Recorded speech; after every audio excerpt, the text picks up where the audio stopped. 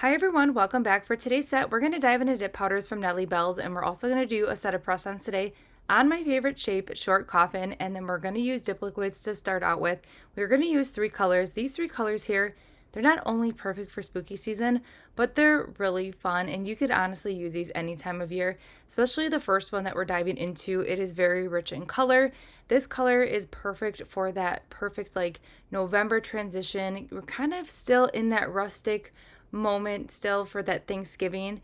But right here, this is a great color. It's very dark. It's a dark, deep mauve, kind of like a dark plum, but yet it still carries in just like the slightest hue of brown. It's really pretty. I feel like it's perfect for Thanksgiving. And you could pair this with a deep orange or even just like a dark red. I feel like this is just the perfect cozy color. Now, I'm already really impressed with the coverage of this color. It is very full coverage. I did not have any like splotchy areas or patchiness. It was true to the color, but we are going to build it up today. We're going to end up doing 2 coats here just to bring this color to life and really to its full potential. Now, when I'm making press-ons, I normally do 2 coats. If I'm doing like a chunky glitter, sometimes I'll dabble in 1 coat and then kind of fill in those areas. But overall, I do prefer to do 2 coats. The jelly tips that I'm using, they're from Sundara Nails, so I already have that structure built in with these. I can wear these without any powder and I do not break them or anything like that. If I just am looking for that length still and want to protect my natural nails, I'll throw a set of these on without any dip on them and they work perfectly fine. So I'm not too worried about building up that structure, but if you are, you can definitely always build up a layer of clear first if you're not looking to build up the color. To help reduce bulk, or you could just go ahead and do 3 coats. Options are endless here when it comes to doing your nails at home, but you can really see that color payoff here. I just love just like the darkness of it. It's overall so fun. I am also not experiencing any staining on my brush when it comes to this color at all, which is also something that I really look for in a dip powder, and I really enjoy using the darker colors even more when they do not stain my brush, because that is like the worst thing, is going in with those beautiful rich colors and then staining your brush. Yes, you can use a brush cleaner. It's kind of a pain, it's an extra step, but if you love those dark colors, you know that sometimes staining the brush can be a struggle here. So now we're moving on to No Tricks, Just Treats, and this is really fun. I feel like it's perfect for spooky season. And if you order this week, you should be able to get this in time for Halloween. She is pretty quick on that shipping. But otherwise, if you do order this and you do not get it in time, this is really fun for like not only just like the perfect all over color here without the candy, because you can really focus on those candy pieces. Right here you have like a really fun glitter, but you could also use this if you have like an upcoming birthday or just like really into sweet treats and candies. This is just a really fun, unique dip powder. And we're gonna apply some candy pieces to this nail when we go in with that second coat. And the candy pieces are really fun. Spoiler alert, they are really easy to work with. So when I'm making press-ons, I will spend a lot of time making sure everything is completely flat, pressed down, especially focusing on pressing down the side walls there right by that cuticle line, because that's, for me personally, that's where I kind of tend to hold up the bulk. Doesn't matter if I'm doing like the thinnest layer of dip base, I still tend to like carry a little bit of bulk there. So I will just make sure to help eliminate that situation. I will just make sure I am focusing like right there, pressing that area down. And I tend to press that area down first before I kind of go into any other areas of that nail, just because I know that is potentially my problem area. But as long as I'm doing very thin layers of dip base and just focusing, pressing down, I don't have any bulk, so that just helps eliminate that problem, if that kind of makes sense. I know I'm kind of rambling here. So we're going to dust off here, and we're going to start adding some of those candy pieces. So I'm just going to pull some out, and the hardest part for me was kind of picking the colors. There's all different colors in here, but I still wanted to stay true to like the Halloween colors. So the best way I found to play with these, because they are kind of like a odd shape when it comes to laying flat in the nail, is using this orange wood stick and just kind of squishing the candy in the middle. on that orange wood stick, and then squeezing the sides of the candy together just to kind of give it a little bit of curve. So right there, you put the orange wood stick right in the middle there and just squeeze it, and we're just creating a little bit of a kind of like curve. So then when we apply the dip base and put the candy on, that candy will lay super flat. Otherwise, what's going to happen is the middle of those candies will lay flat to the nail, and then the sides are going to kind of just like naturally stand up on the nail. So then when, even if you go in with the clear, start filing and buffing, you are going to risk wrecking those really cute details to that candy. So just putting that little curve in any kind of like shape glitter will really help those odd shaped glitters kind of lay flat. So just keep that in mind, kind of a helpful tip and trick there. But I will say, these candy glitters are super, super thin, and they lay really flat to the nail. So I had it upside down, so I'm just putting the flat side down to the nail here, and then I am going to take that orange wood stick and just gently make sure every part of that candy is laying completely flat.